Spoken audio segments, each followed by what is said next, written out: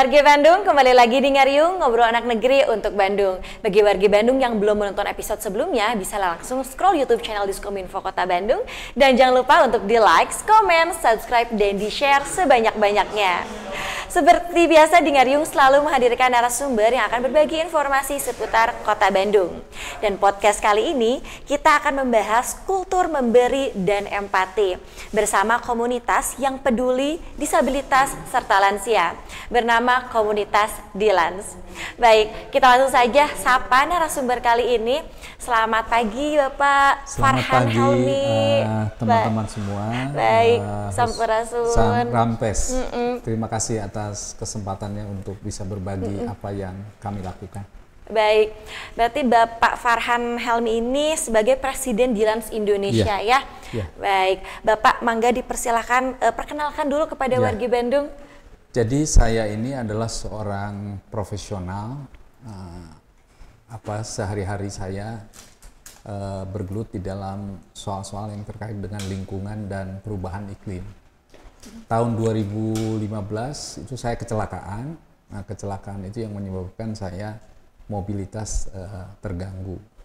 Nah, di dalam proses itu kemudian saya setelah 5 tahun mengurung diri itu, akhirnya saya mengundang ada sekitar 19 orang sama-sama untuk mendirikan namanya Perkumpulan Disabilitas dan Lansia Indonesia atau disingkat Dilans. Dilans ya, baik. Indonesia dengan berbagai latar belakang ya, ada tukang insinyur kayak saya, ada seniman, ada yang berlatar belakang psikologi dan lain-lain. Kira-kira itu yang didirikan. Nah, niatnya itu kita ingin mendorong bagaimana mempercepat supaya pemenuhan hak penyandang disabilitas dan lansia itu bisa didorong, dan pemerintah tidak bisa sendirian. Karena itu sejak awal kita ingin mengajak semua pihak, khususnya yang ada di Bandung Raya. Nah, ditetapkannya Dilans di Kota Bandung itu ada kaitannya Bandung sebagai ibu kota Asia Afrika. Jadi mudah-mudahan ini menyebar luas dan kita akan berada di sekitar 10 kota di Indonesia. Baik, berbicara komunitas Dilans yang barusan Bapak sampaikan, berarti memang awal keinginannya dari Bapak sendiri ya? Dan langsung mengajak teman-teman, ada dari dokter, psikolog, dan lain-lain.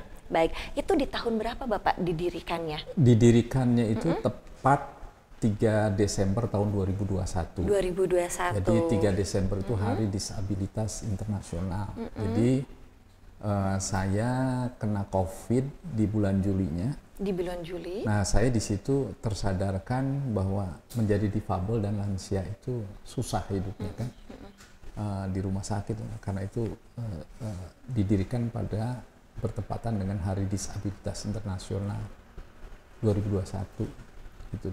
Baik, berarti kembali lagi pada tingkat kepedulian Bapak juga ya, maksudnya pada penyandang disabilitas serta lansia di luar sana. Iya. Baik. Nah, jadi saat saya hampir lewat juga pada saat COVID. Cuma waktu itu saya bilang gini, kalau saya lolos, saya akan mendedikasikan 50% waktu saya untuk perkumpulan ini. Kira-kira itu yang kemudian menginspirasi ajakan itu. Jadi bukan karena saya, itu janji saya bahwa saya 50% mau meluangkan waktu bersama teman-teman untuk mendorong kegiatan yang terkait disabilitas dan lansia. Berarti nazar juga ya Pak ya? Kira-kira begitulah. Baik. Nah, dari awal didirikannya Dilans ini Pak, sampai sekarang jumlah relawannya ada berapa Pak? Nah, yang di Bandung sendiri kalau kira-kira ada sekitar 500-an ya. 500 dengan berbagai macam jenis kedisabilitasan maupun juga teman-teman yang non-difabel. Jadi kita ada namanya relawan mahasiswa for Dilans, ada yoga for Dilans, ada bahasa isyarat for Dilans, ada tour for Dilans. Pokoknya semua dilabelin Dilans selama itu bisa mendorong orang menjadi difabel itu bukan berarti akhir dari segalanya. Betul, betul. Tapi justru ini bagaimana kita tunjukkan bahwa kita ini adalah golongan yang juga tidak perlu dikasihani. Tapi untuk itu kita kan harus sama-sama bareng untuk membuat keseharian itu tidak gampang ya yang dihadapi di dalam kehidupan sehari-hari. Iya. Mungkin agar bisa semangat bersama-sama ya Pak ya dalam menjalani hidup. Baik, baik. Nah, berbicara tadi Bapak bilang bahwa Dilan itu kan se-Indonesia nih, termasuk pusatnya sendiri di Bandung. Itu di mana saja Bapak kalau di Indonesia? Ya, jadi intinya itu kan kenapa dipilih Bandung? Sekali lagi saya ingin sampaikan bukan karena Persibnya ya, atau bukan karena ayam gepreknya yang hebat, tapi kita ini punya sejarah yang panjang luar soal biasa Bandung ya, itu. betul. Yang pertama itu kita tahu ada gerakan Asia Afrika di tahun 55 ya, itu menginspirasi semua negara-negara Asia Afrika. Yang kedua, tumbuh dan berkembangnya gerakan disabilitas itu ada di Kota Bandung. Kita tahu di zaman kolonial itu ada salah satunya itu adalah SLBC yang tuli dan ungu, kemudian juga ada yang di mana Wiataguna gitu. Jadi ini adalah merupakan satu kawasan yang punya jejak sejarah yang panjang. Itu yang pertama. Yang berikutnya itu juga adalah pergerakan Asia Afrika itu mestinya menjadi modal kita untuk menyebarluaskan ke berbagai kalangan. Kalau di Indonesia bisa kita tunjukkan kehidupan yang inklusif, itu bisa menyebar ke tempat yang lain gitu. Kira-kira begitu. Baik, berarti untuk komunitas Dilan sendiri ini terbuka untuk umum. Maksud umum di sini ada 4 kategori difabel, betul? Kalau difabel sendiri ada 4 ya, kalau berdasarkan definisi undang-undang ya. Ada yang daksa, ada yang sensorik, lalu intelektual dan mental. Nah, umumnya itu ada yang disebut tidak tergambarkan di dalam statistik. Jadi seperti anak-anak yang gangguan jiwa, misalnya ODGJ dan lain-lain. Yang kelihatan itu yang seger-seger seperti saya, berkursi roda, netra, tapi banyak yang tidak. Nah, karenanya kita ingin memulainya di 10 wilayah, 10 kota. 10 kota. Jadi hampir semua di Jawa, lalu ada di Bali, di Aceh dan Sumatera bagian utara, Kalimantan Tengah dan Timur, lalu di Sulawesi Tengah, di Palu.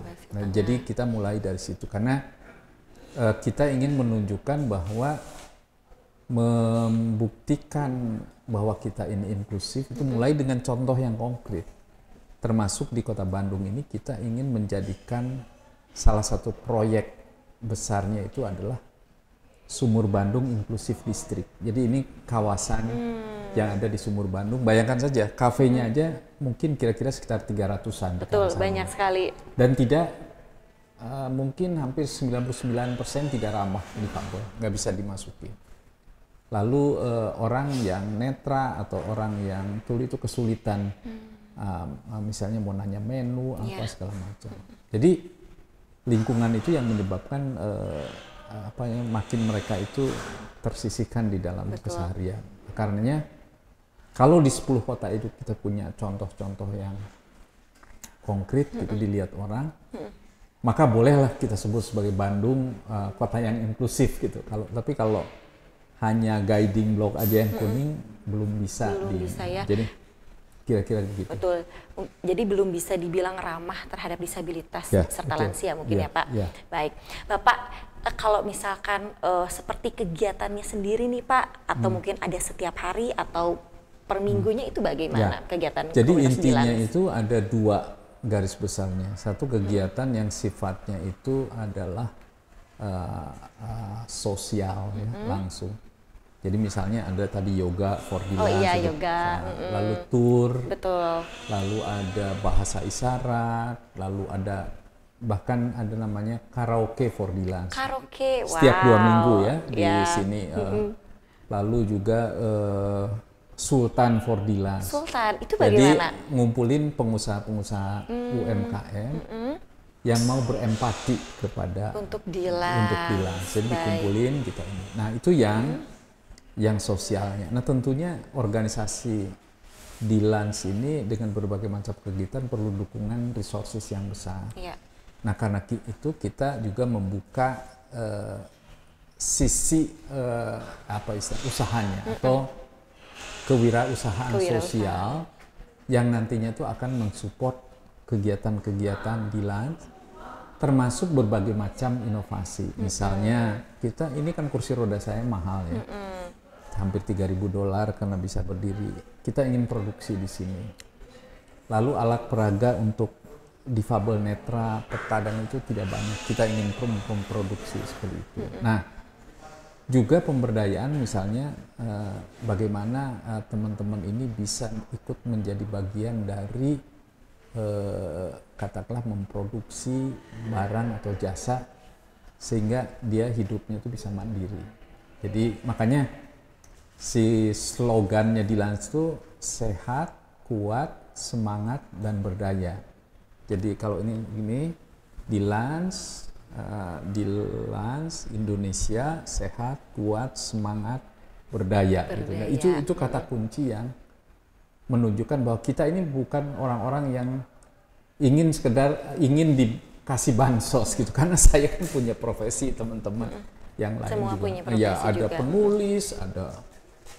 Jadi ada, bahkan kita nyebutnya bukan yang berkebutuhan khusus. Kalau saya nyebutnya selalu berkemampuan khusus. Jadi karena dia ada yang autis juga di sini kita ada.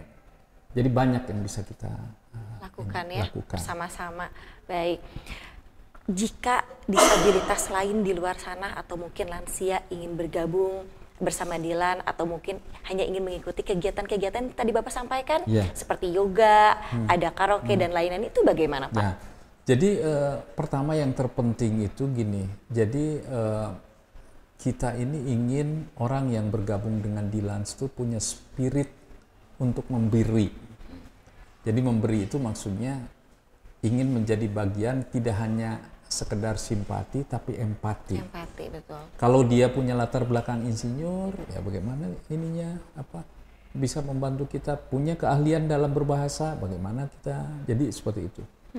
Yang keduanya itu empati itu kan tentu harus berwujud kepada sesuatu. Betul. Misalnya ada di antara teman-teman yang pintar nulis, ya kita arahkan untuk menulis dan sesuai dengan keahlian. Nah, forum ini terus bertumbuh dan setiap hari itu hampir kantor saya ini, kantor di Lans ini adalah sangat sibuk gitu ya.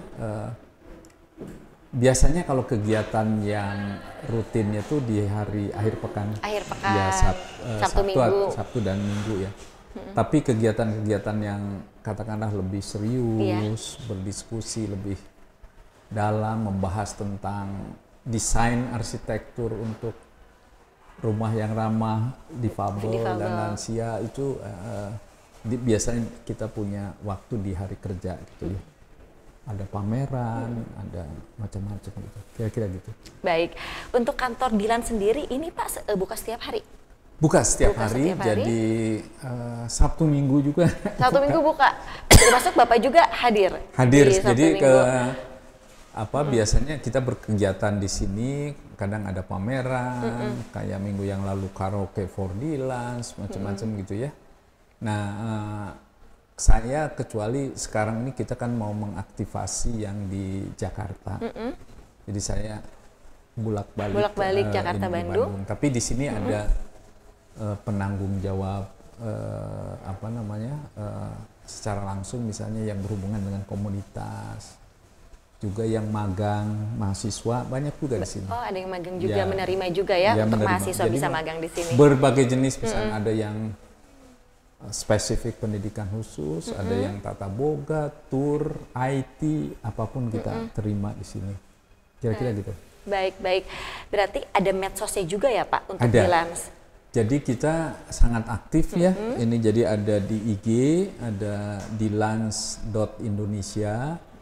Lalu juga ada di FB, di Lans Indonesia, tentunya di websitenya ya. Nah, di luar itu ada juga kelompok yang minat khusus, misalnya ada relawan for Dilans, Betul. mahasiswa for Dilans, Ya.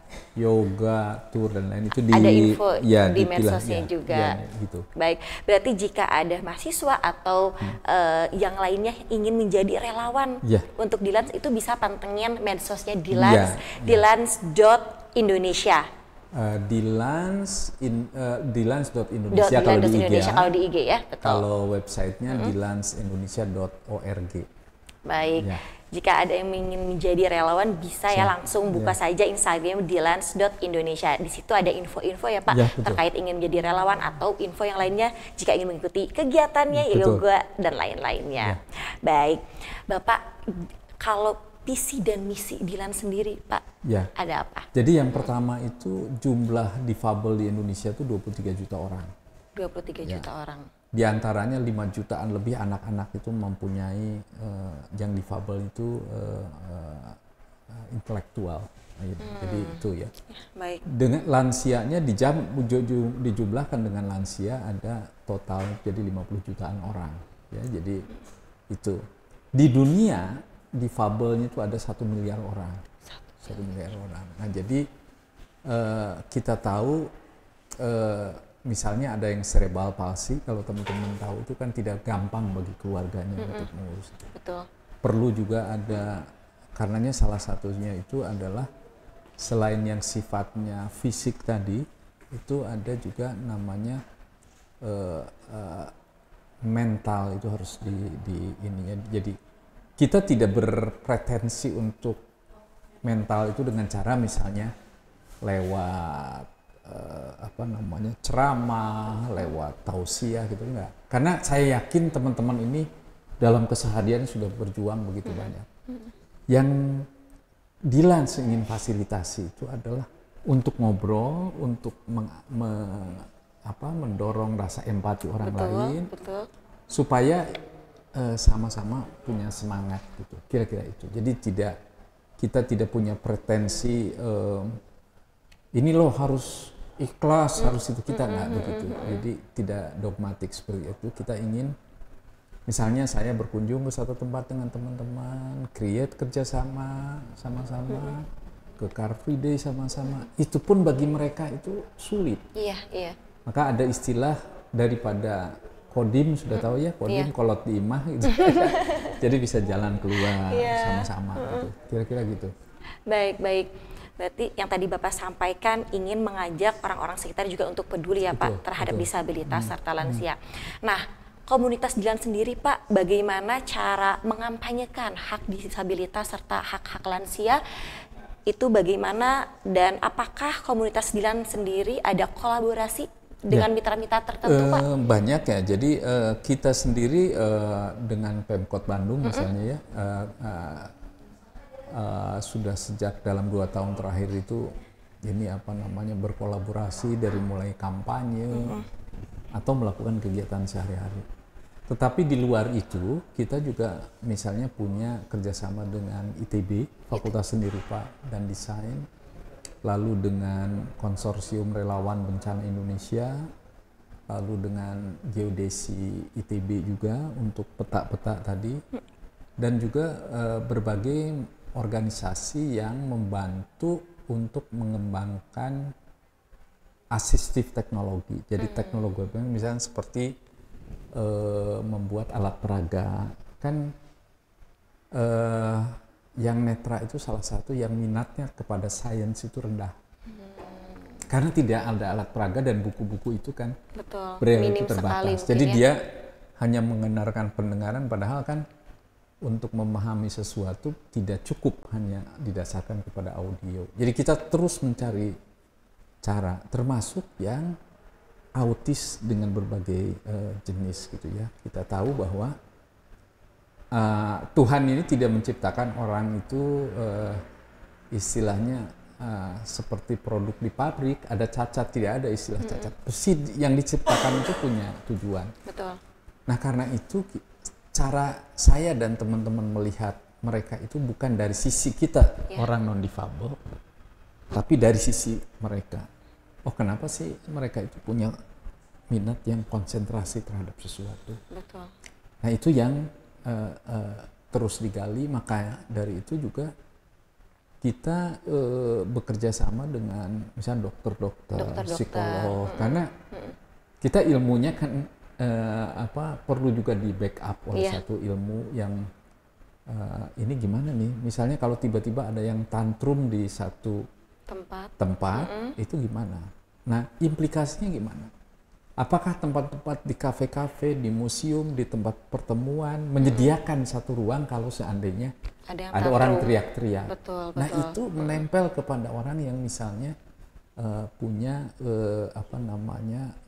difabel, seperti misalnya dari sisi kesehatan mental atau apa. Jadi ini proses belajar terus, di samping juga yang lebih kepada infrastruktur yang fisik, misalnya remnya itu harus mengikuti standar yang 7 derajat supaya bisa kita ini nggak kayak gini gitu, jadi bisa sakit perut. Nah, yang gitu-gitu kan mesti disosialisasikan, dan saya dengan teman-teman itu tidak usah melakukan kampanye kalau ada program dari pemerintah. Saya setiap hari itu kan selalu upload dengan teman, oh ini ada yang nggak ini nyaman, yang salah misalnya guiding lognya, saya tag Pak Wali Kota, saya ini setelah itu diperbaiki. Karena kita deket ya, saya sendiri kan diajak salah satu ini ya, Satgas Trotoar atau apa di Pemkot Bandung itu. Dan juga dengan Puspaga ada yang sekolah ayah. Sekolah ayah. Ya, jadi ayah itu punya peran juga. Misalnya kalau ketemu dengan penyandang disabilitas itu, kalau dia pelan-pelan ada simpati, pelan-pelan dilihatin dari atas ke bawah. Kayak saya 2 tahun yang lalu itu 6 bulan pertama itu dilihat sebagai kayak robot kan.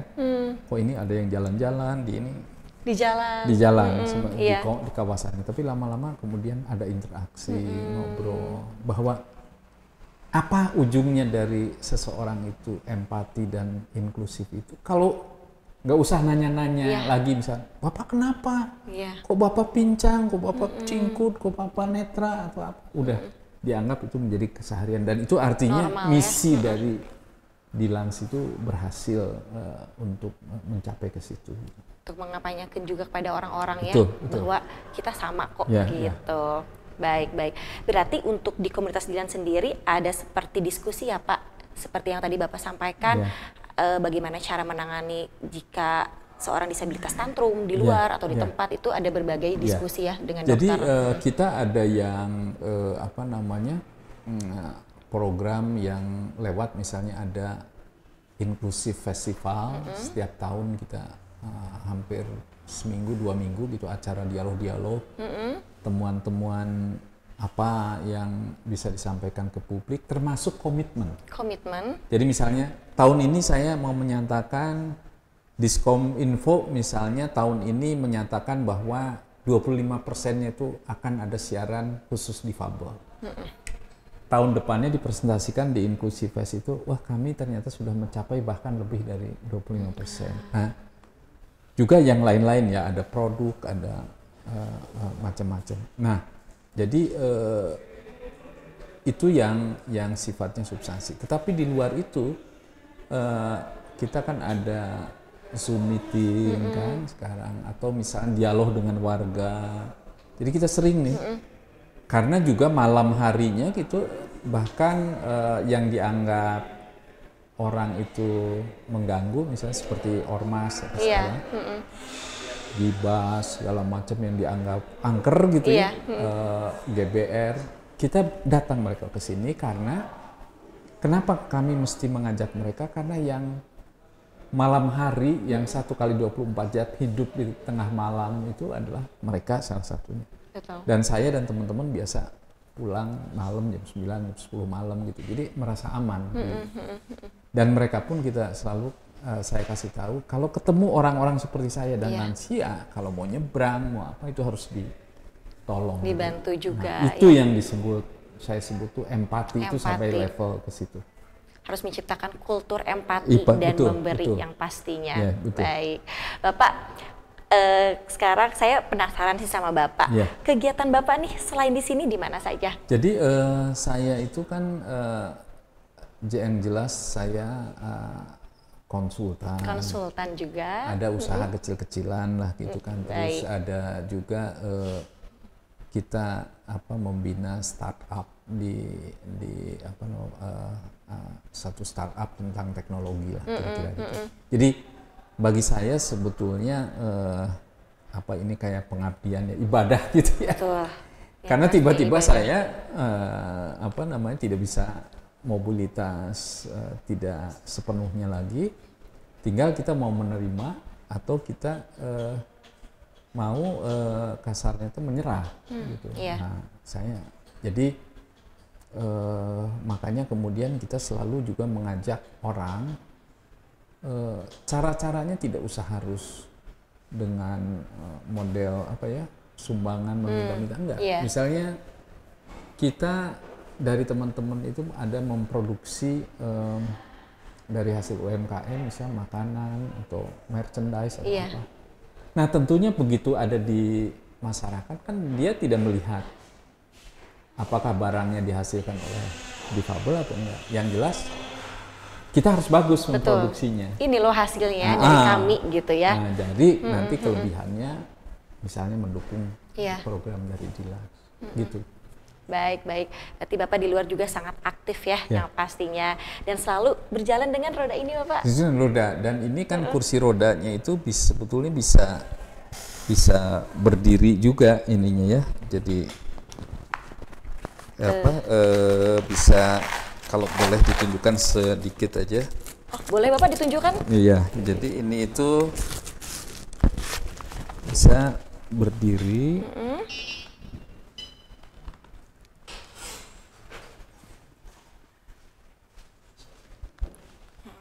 Dan bisa berjalan. Nah, karena seorang yang terkena kecelakaan seperti saya itu, dia harus posisinya pada saat duduk maupun berdiri. Nah, jadi ini jadi kalau saya ngasih kuliah itu saya masih juga bisa berdiri. Bisa berdiri ya Pak ya. Itu ya. Nah, misalnya gini. Itu. Jadi ini yang belum bisa itu terbang. Saya juga belum bisa Pak terbang. Itu ya. Nah, iya. Nah, jadi saya bisa ngasih kuliah gini segala macam gitu. Ini sudah maksimal Pak untuk sudah berdirinya? Maksimum, sudah maksimal di sini ya. Ini kan hanya bisa duduk dan berdiri begini. Sebetulnya kalau punya uang lebih bisa, karena bisa yang terlentang, tapi itu harganya jauh lebih mahal. Betul, pastinya. Nah, kita ingin memproduksi ini supaya kalau pengalaman India itu sepertiganya harganya. Jadi kalau makin banyak orang yang pakai ini kan luar biasa. Jadi kata orang di Indonesia itu defisit yang perlu kursi roda itu ada 6 juta orang. Dan itu semua tergantung kepada impor. Padahal Bandung itu, bayangkan semua teknologi ada di Bandung kan, IPTN apa. Maka saya kumpulkan tuh teman-teman yang tukang insinyur, jurusan mesin ITB, ITS, mana-mana. Kira-kira itu. Nah ini bisa turun lagi. Luar biasa.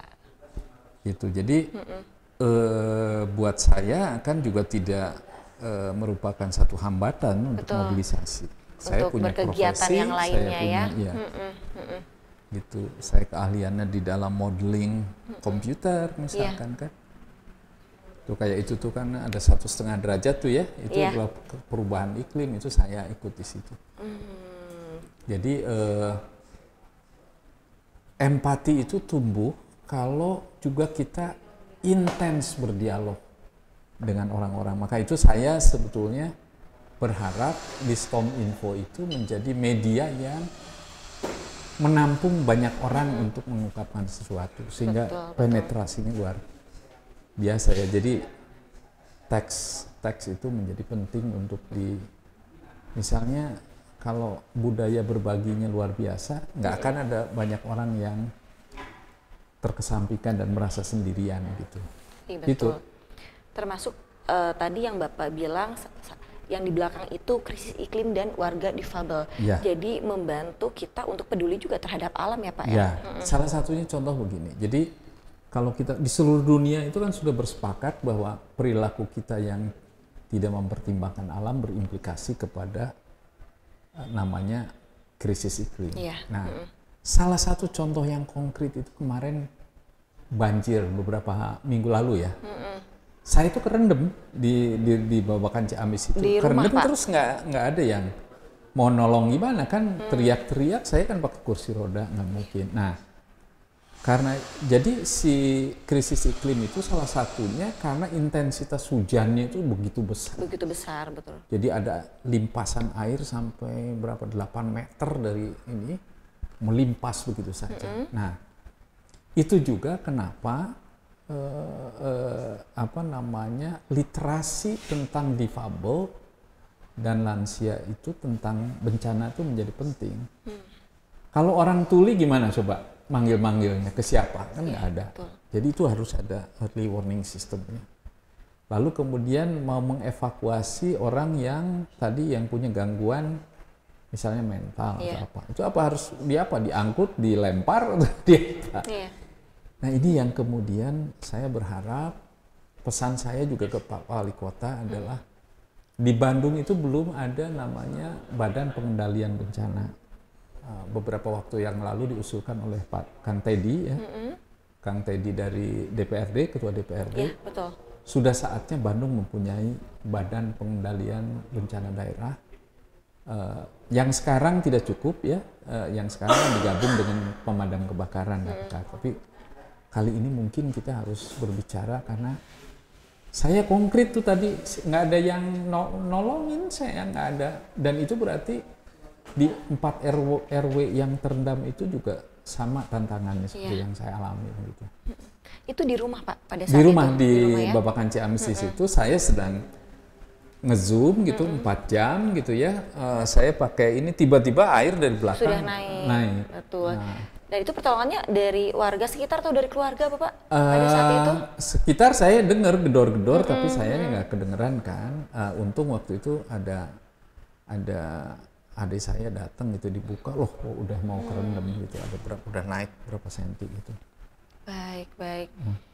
Berarti penting juga ya Pak untuk pemerintah atau di luar sana untuk bisa memperhatikan pada saat bencana para disabilitas serta lansia yang pastinya. Betul, yeah. Baik, Bapak terakhir nih harapan untuk komunitas Dilan sendiri bagaimana? Silakan. Ya.